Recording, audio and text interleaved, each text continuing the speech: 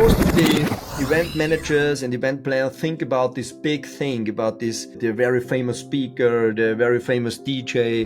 I think a good event makes the micro things. So all these really small things are important that your event is really genius. The founder of several event companies with esteemed clients like Coca-Cola, Nespresso, Huawei. Think about it, you go to the toilet and at the toilet there's a DJ inside and makes fun in the toilet. With his company, he went on to win several international awards, including the Oscar for Event Awards, the Bea World Award. Also, we had a lot of troubles when we started our company. It was not so easy. We went from bank to bank and asked them to give us a bigger limit. He's an innovative mind who brings people through emotions and technologies together. We had no money. There was one situation I will never forget.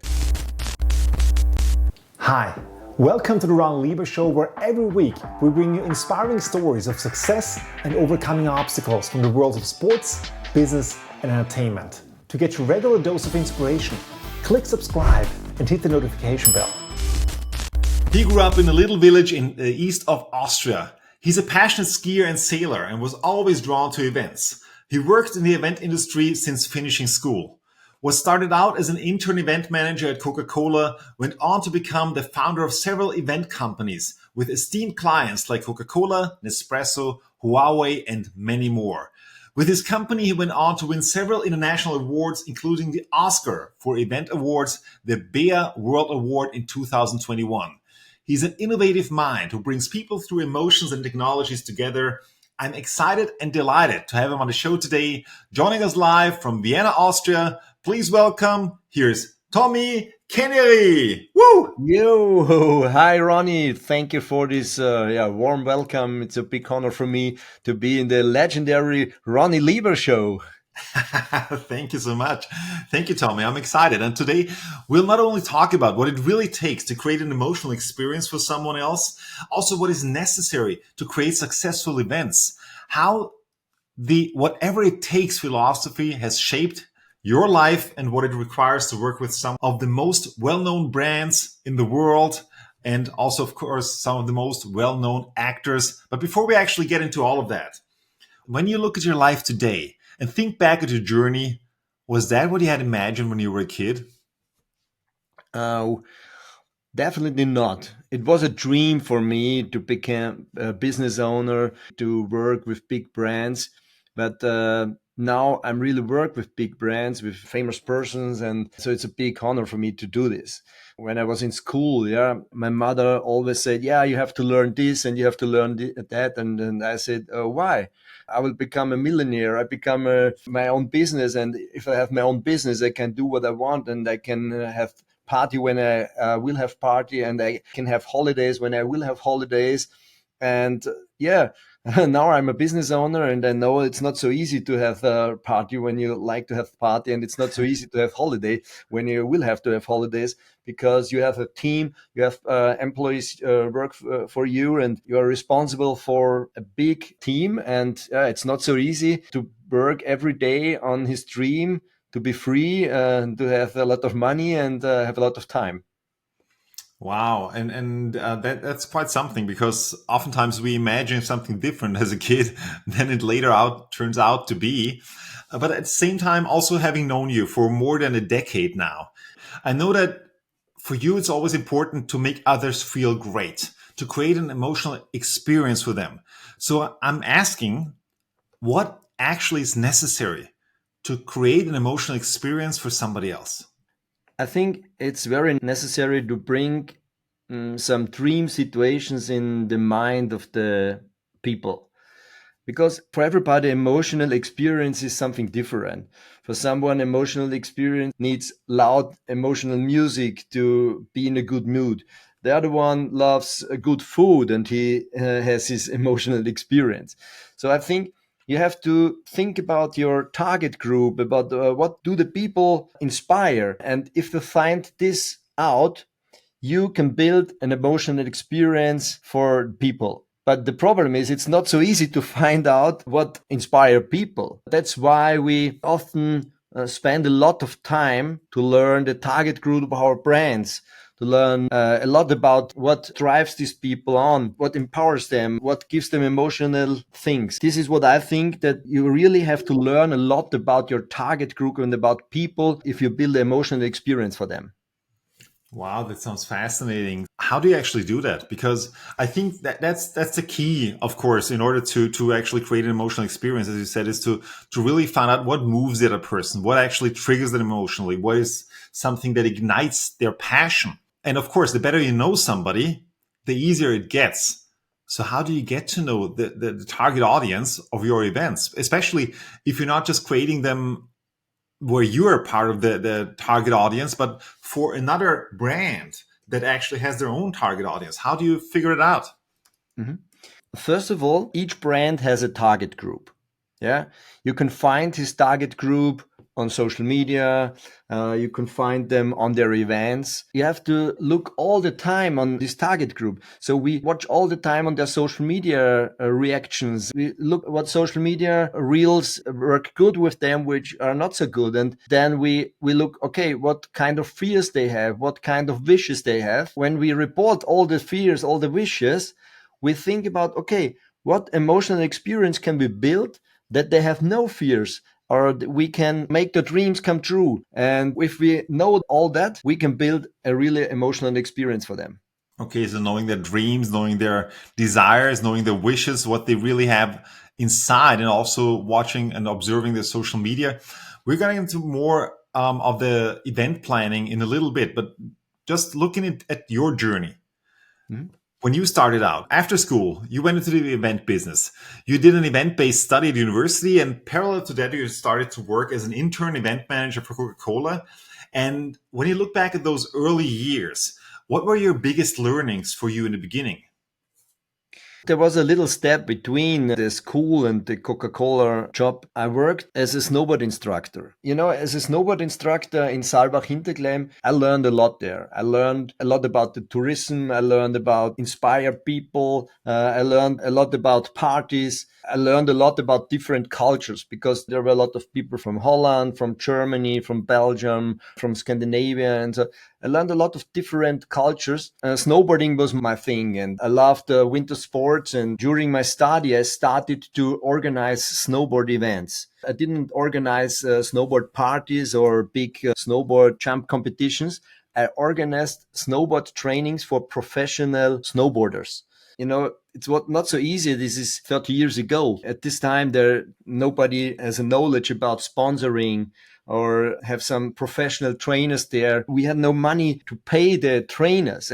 So I had the idea, if I can find some sponsors for my target group were young, motivated snowboarders, I can organize a good event with good trainers. The people learn snowboarding and we all winners. I started with them, and in my first course, I had about 150 to 170 teenagers who joined me to the snowboard camps. I was talk of the town in the snowboard field, and more really professional snowboard trainers. So the best snowboard trainers from Austria joined my snowboard camps. I had 4 to 5 snowboard camps per year with sponsors, and I earned a lot of money. But the problem was, all my money I earned, I spent for trainers, I spent for ski tickets, for the hotels.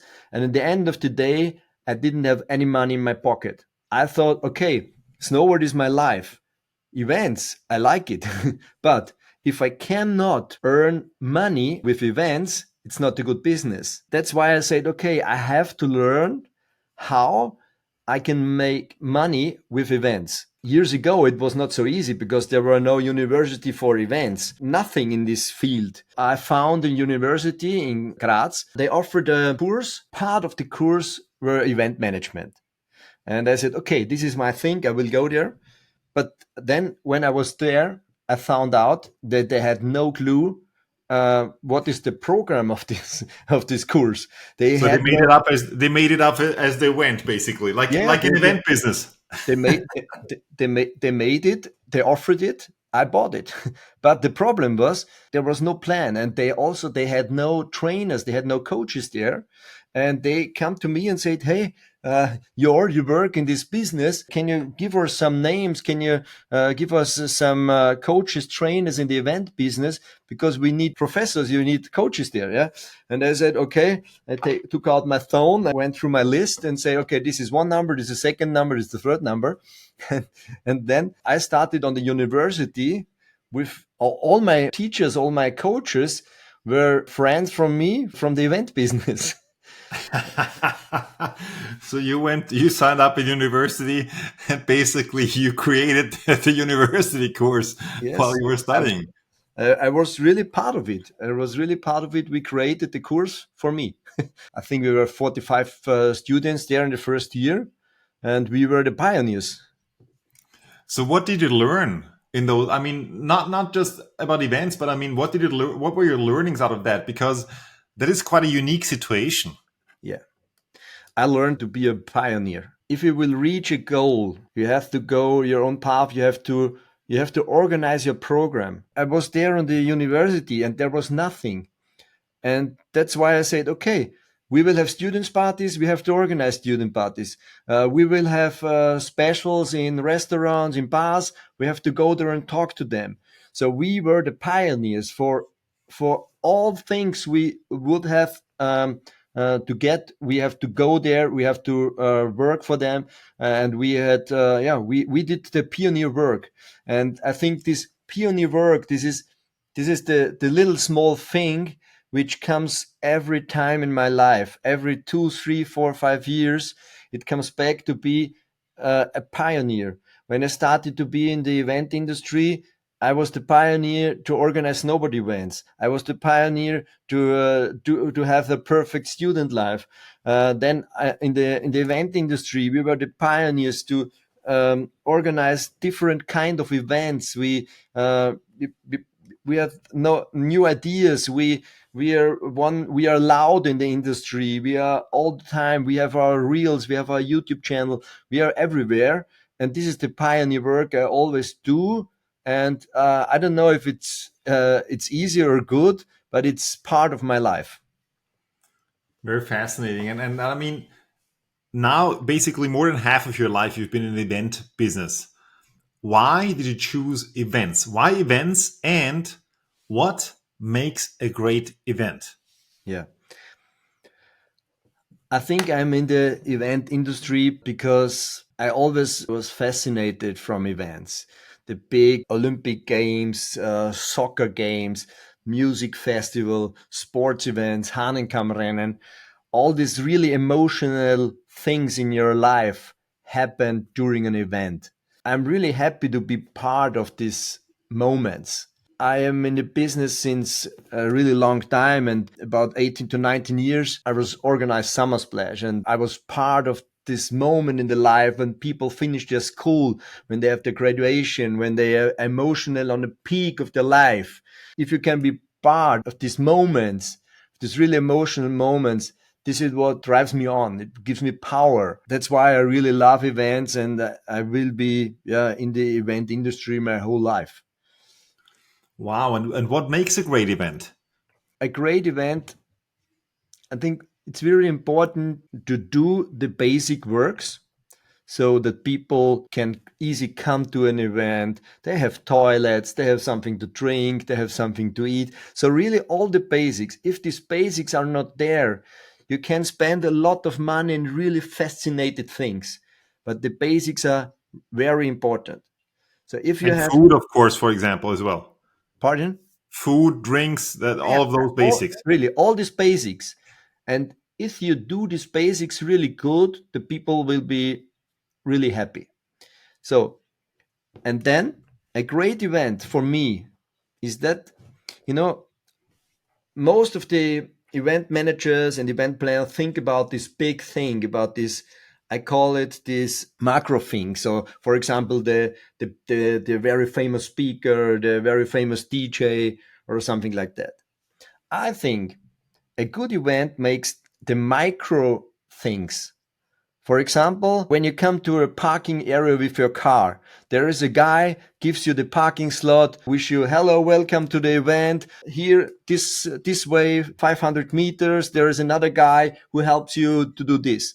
So all these really small things, these small micro things are important that your event is really genius. Think about it. You go to the toilet, and at the toilet, there's a DJ inside and makes fun in the toilet. And these small things added one to another gives in sum about 20, 25, 30 micro things that are really important to have a big event. And you know this from the sports events. It's not only the game, these small things, what happens in during the break, what happens with the camera on the screen. All these small things make it really, really cool.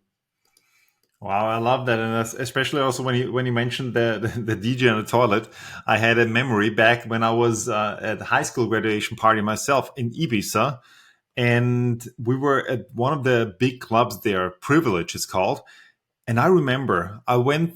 It was 16, 17,000 people there. It was huge, and I went to the toilet.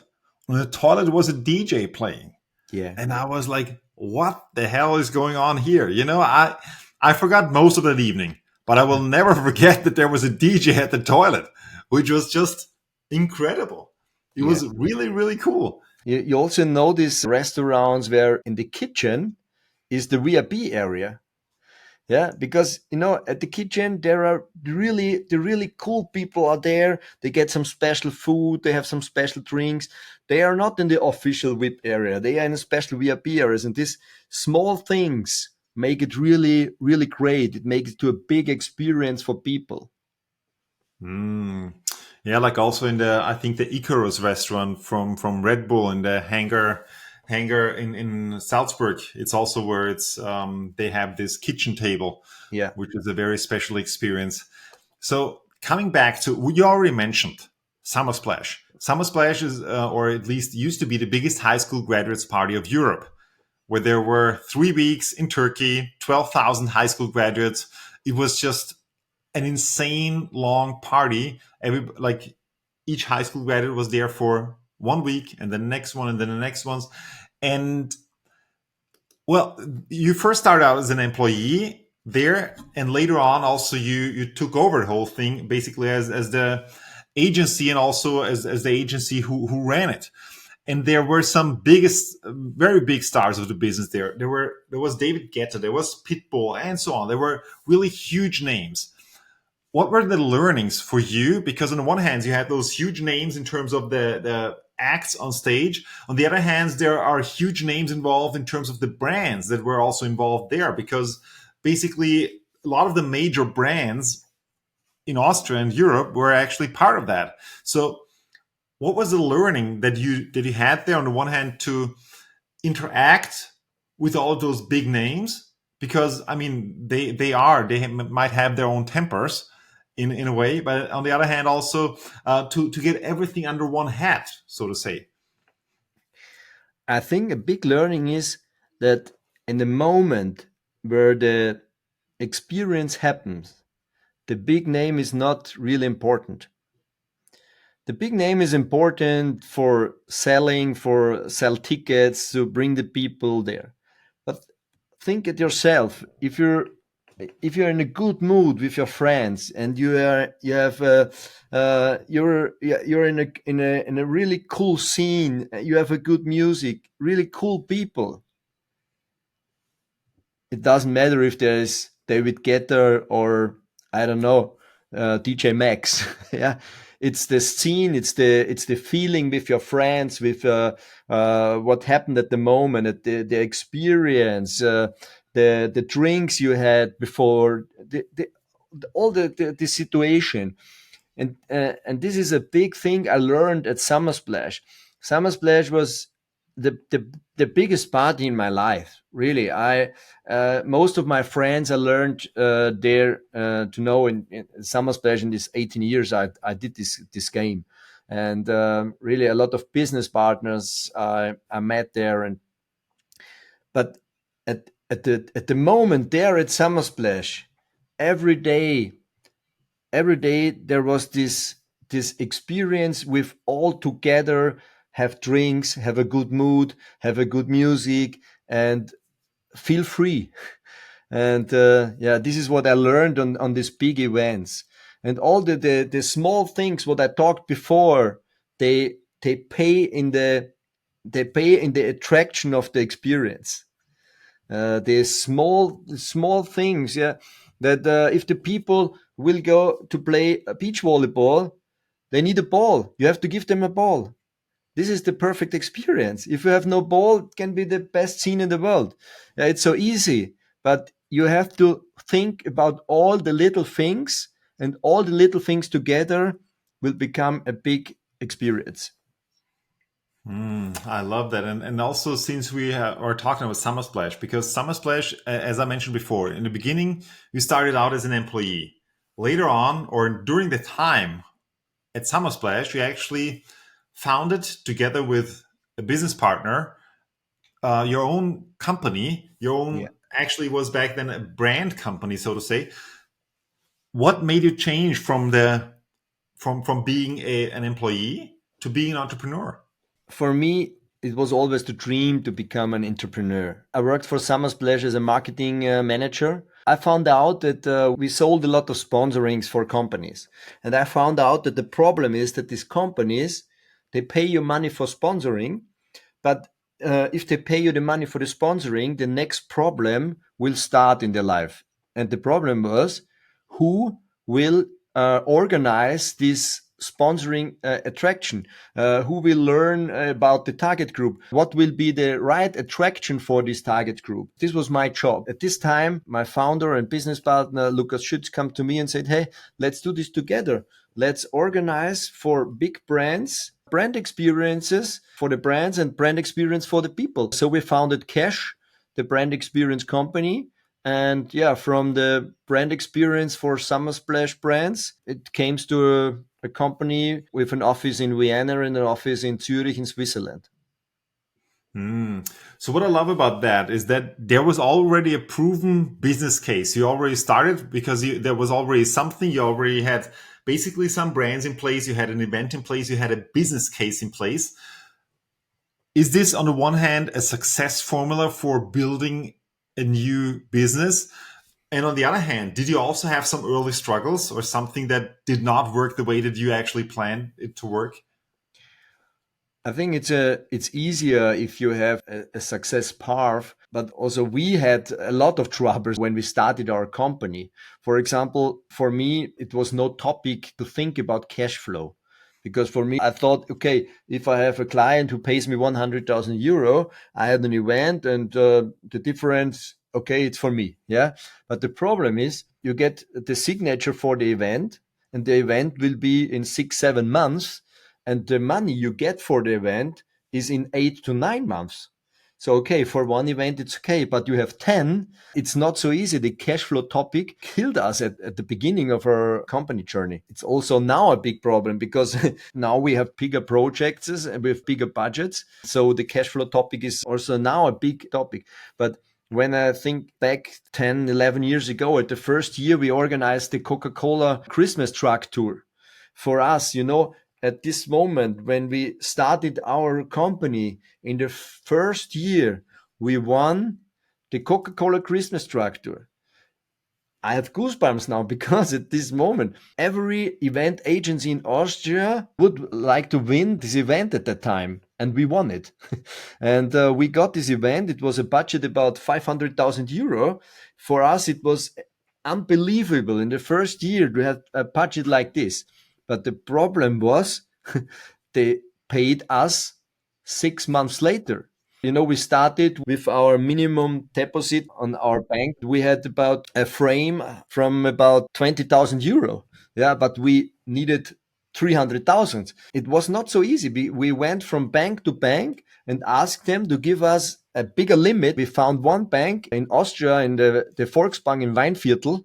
They gave us the limit for the money. We had no money. There was one situation I will never forget.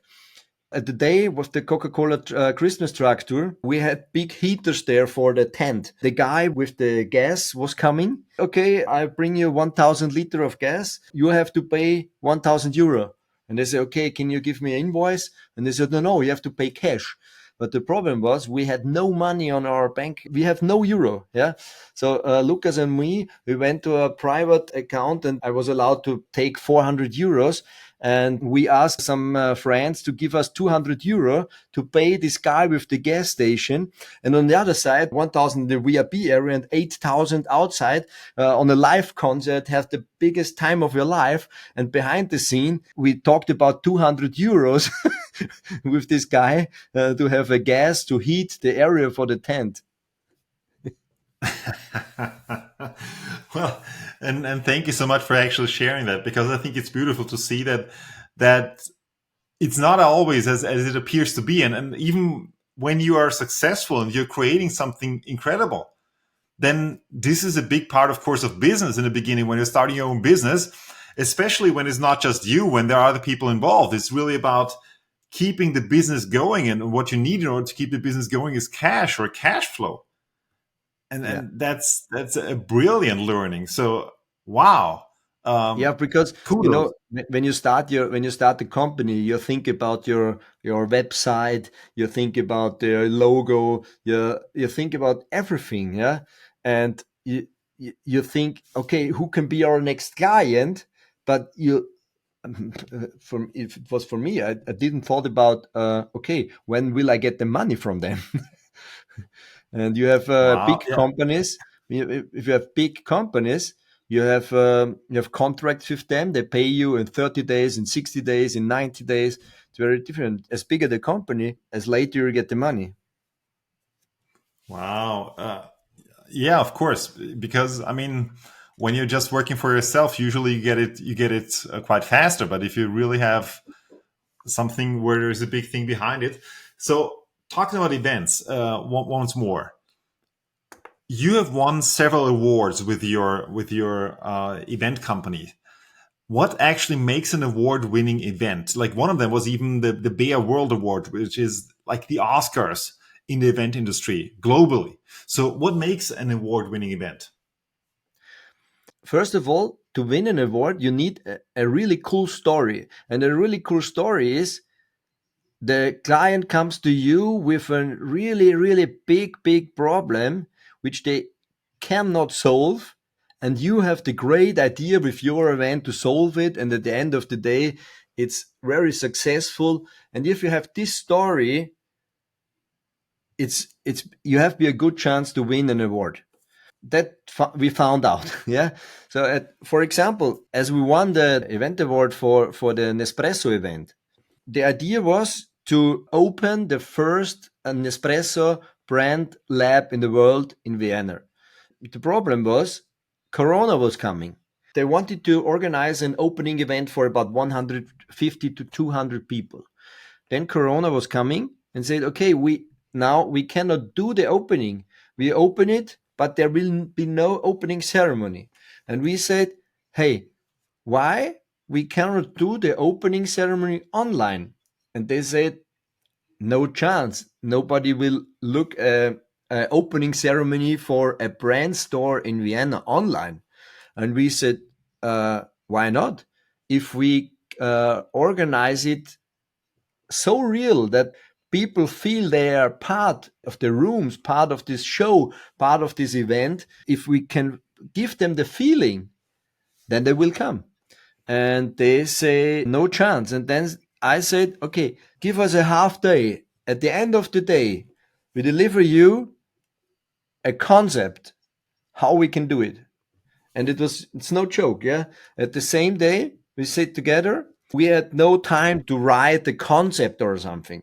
I took the camera and I said to the girls, hey, at the evening today, give me 10 minutes. I will introduce you to the story of this event, and I recorded for you a video to show all important people in your company this video. She said, okay, let's do it. Then we had a meeting and she said, wow, that's great. That's really cool idea. And I had the video. They sent the video to all very important people in the company. And after 2 days, they said, okay, let's try it.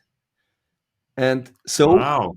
so we got this event. Yeah, the idea was to cancel the event, but we were focused. Well, what an idea, from canceling the event to actually winning the world awards for events, basically. Yeah, That's very fascinating. That's very nice. And also, as you were mentioning, of course, you cannot pull off an event without a strong team. And I also know that you have a very special philosophy behind that yeah, at your team. yeah. We call us the cash pack. The strength of the wolf is the bag, and the strength of the bag is the wolf. So a single wolf is a poor hunter. Only I think 5% of the prey that the wolf wants to kill, the wolf will manage. That is why wolves does not appear alone. They appear only in a pack. As a pack, they are very strong. The members of a wolf pack are focused, they are loving, they are motivated to improve. They work together, they lose together, they celebrate success together. This is what a pack stands for, and that's why we call us the cash pack. We do a lot of things together. Each member of our pack has his own role, and in this role, his job is to be the best. We always say we're playing in the Champions League. So our job is to think, to train, to act like a soccer player in the Champions League. In a soccer team, in a professional Champions League team, you have a lot of leaders, but each has his own position. And if everyone has his own position is the best in the world, they can bring all this personal success to a group success, they will win the champion. And this is also our way we go. So we looked at every single member of our pack become the best, and together we will win the champion. Wow, I love that. And it also reminds me of Bill Belichick, the head coach, or the former head coach now of the New England Patriots, the arguably the best NFL head coach of all time. And the Patriots have been the most successful football team in this millennia, so to say, or in in this century. And what he always, one of his philosophies or one of his sentences was always, do your job. So you don't need to do anything outside of your job. It's just everybody on the team has a specific role to play. Everybody has a specific job. And if you just do your job, then we can win together. You don't need to do everything else. Just focus on what you're great at. Yeah. I love that. Also, what just came to mind to me, you're always riding the wave of technology. So you also have a talk about artificial intelligence in the event industry. Where do you see that the event industry is heading? And also with all the constant changes going on today with AI and so on, how does that play into the event industry? Because event is more people to people. It's more an emotional business. So how does the tech fit into that? Yeah. The goal of an event is to bring people in an experience, bring people in a good mood. This is of the end of the day what people love. And this situation is the basic for social media, is the basic for influencers. This situation is why brands work together with influencers, because influencers have their target group. Together with them, they have his own cosmos, and this cosmos, they organize events, they have really cool things. This is one thing. So the social media, the digital universe is successful because there is a life. This is the one thing. The other thing is, to organize events, you need a lot of human persons. That is a big problem, because day by day it's harder for us to find people to work in the event industry, because it's a lot of work, it's hard work, it's you work for 10, 12, 11 hours. So we need technical instruments to make all the work we have to do on events easier. So that's why we think about to work with robots. We think about it, how KI can help us to do faster creative concepts, how KI can help us to learn from data. Yeah. In the online business, it's normal to react because of data knowledge. If you will spend some money in ads, yeah, you do two, three, four different kind of ads, and the ad with the best conversion, you spend your money. So the data is the basic. In the event business, till now, people do decisions because of their personal meanings of Of their their gut. yeah. And in the online business, they act total different. They say, okay, let's do a A/B test. Which one is better? We do A. And I think this technology will also come to the event business. Event managers will react because of event A/B tests. For example, in the NFL, they use robots sitting on chairs between the guests. The robots, they feel the reactions of people. When do they laugh, scream? What else? They collect data from the robots, bring them to a database, and from this database, KI says, okay, in 10 minutes, we have a problem in this section because people become more and more angry. These are some cases, or for example, in Germany, robots clean the soccer stadium. They collect the beer cups, they collect the trash there. And robots also work as a bartender behind the beer station. The mow robot is a robot. So you see, robots become more and more. Yeah, it's normal that a mow robot mow the grass. Technology in the event business, yeah, become every day more and more, and it's very important to bring the focus on these technologies.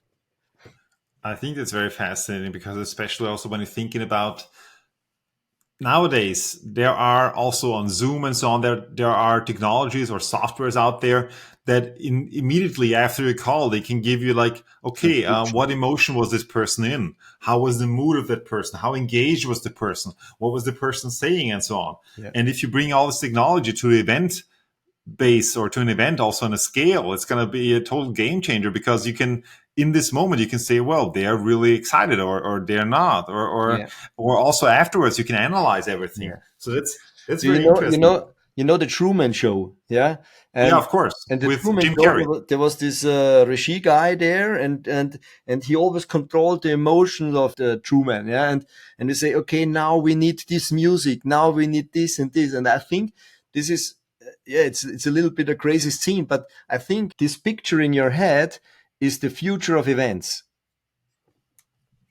That's a, that's a very interesting comparison, and I think it's okay. I'm excited. Let's see where we're going.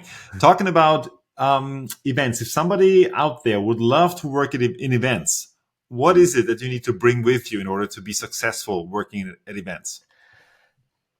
I think first of all you have to know that it's not this job where the girl with the small wood is running around on the holiday wedding party.